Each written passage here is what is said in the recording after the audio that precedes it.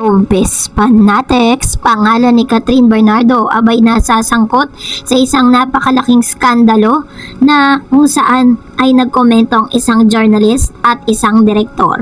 Ang lahat ng yan, but before that, if you haven't subscribed yet to my YouTube channel, please don't forget to like, share, and subscribe at hit mo na rin ang notification bell for more showbiz updates. Bago tayo magsimula sa ating updates for today's video, of course, nais ko po muna magpasalamat sa lahat ng mga legit viewers, subscribers, tang lahat ng mga legit na nagmamahal at sumusubaybay sa lahat ng ating mga updates. Maraming salamat po.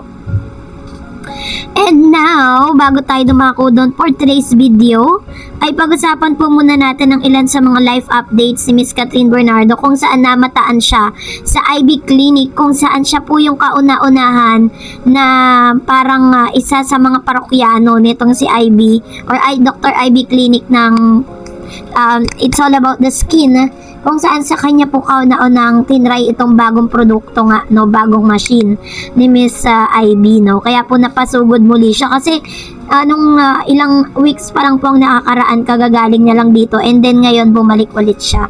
So kaya pala sobrang shining, shimmering, at talagang masasabi mo na talagang glass skin ng isang Catherine Bernardo, kasi isa sa mga puhunan po nila yan yung kanilang pagmumuka, katawan at talento. Kaya talagang kailangan nilang alagaan yan.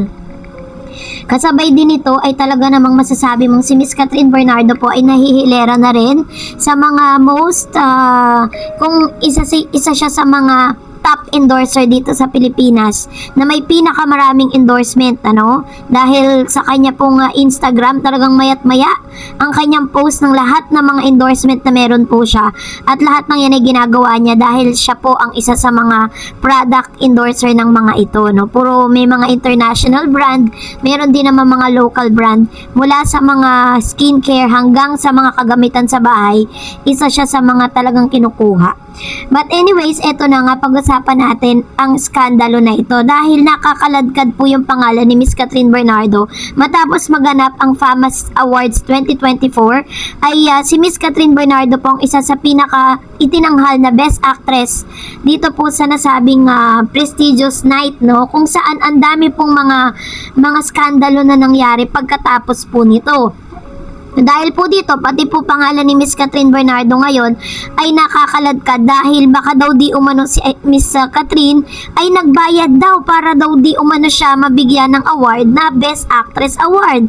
Sabi po kasi meron po kasing isang pangyayari doon kung saan si Miss Divina Valencia, kinastigo niya ang FAMAS Ask Award body to reimburse kay Miss Eva Darren, kasi dito pala sa prestigious night na to, lahat ng umattend dito, lahat po sila ay nagbayad, hindi pala libre yung kanilang kinain.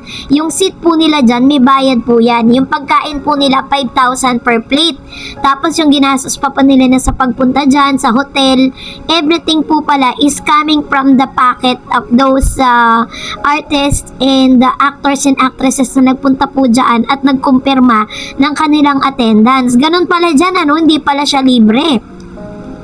Kasi pag ikaw po ay talagang kinilala bilang isa sa mga parang na-awardan itong nasabing prestigious awards na ito, masasabi mo talagang kumbaga parang prestige, ganun yun yung kasikatan, di ba, mas lalong magniningning yun. Pero ito na nga, veterans actress Divina Valencia was only dismayed but was also angered by supposed rude treatment accorded to her friend, fellow actress Eva Darren by the FAMAS organization, which snubbed her after getting her as a presenter during the awards night last May 26. Incidentally, Valencia is the godmother of Darren's son, Ferdinand de la Peña, whose viral Facebook post made public the allegedly disrespect that this mother suffered during the ceremony, especially after having to spend the 5,000 per plate meal for herself and 3 of her companions, mostly her grandchildren, and other expenses she accrued to be able to attend the awards night. Biruin po ninyo, 5,000 per plate, tas 3 sila dahil may 2 siyang apo na kasama, para daw di umano masaksihan po nila yung pagtayo nga ng lola nila. So 15,000 yung kanilang kinain. In a message exchange with Inquirer.net, Valencia said that the least that Famous could do to Darren was to reimburse her for the expenses she had to shell out, even though her presence was upon the invitation of the awards giving body to be one of the presenter. On top of that, Valencia said that Pamas could show sincerity by personally offering its apology to Darren and her family for the pain they caused her. Sabi niyan, bayaran nila lahat ng nagastos ni Miss Eva, hindi sila tatawag lang at magsusorry. Ibalik lahat ng nagastos. Yung abala, abuloy na lang ni Miss Eva yon.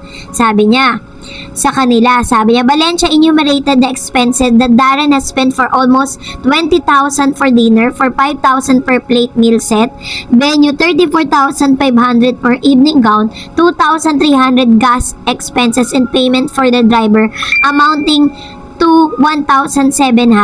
On her Facebook, the veterans actress means no words in castigating Pamas.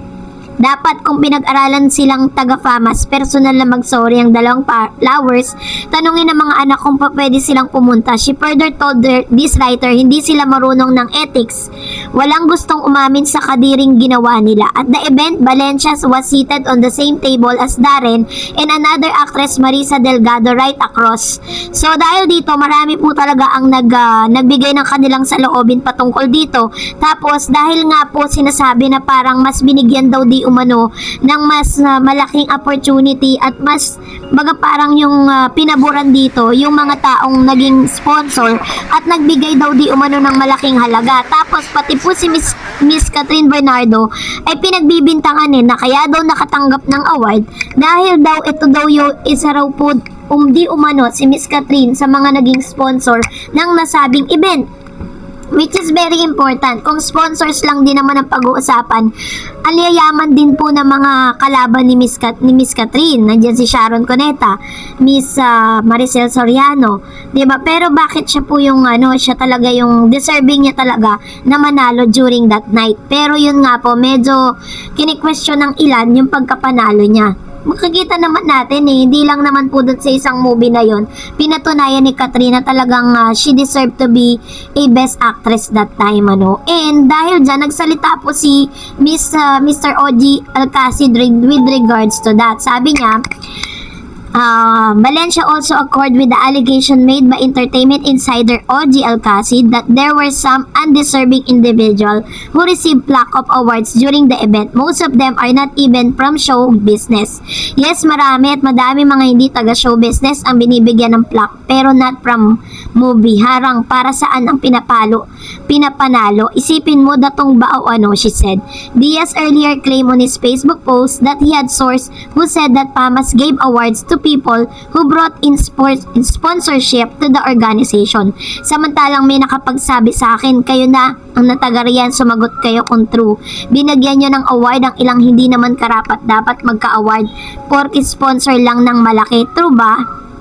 Tapos inabala niyo yung matandang nire-respeto sa industriya para lang mabastos sa gabi ng parangal. Iba talaga ang tinitignan sa tinititigan, sabi ni Mr. Oji Diaz. Nagsalita rin po ito pong si Derek Yap, si Derek Yap na nagsabi siya na yun nga dapat daw magbigay po ng parang danyos dito po kay Miss Eva Darren. Pero as of this moment, wala naman pong binanggit na pangalan kung sino-sino po yung mga major sponsors na nagsabing event. Tapos sa Twitter po or sa X, pinag-uusapan po talaga yan at nadadamay po yung pangalan ni Miss Catherine. So kayo po, ano pong saloobin ninyo patungkol dito? Comment down below.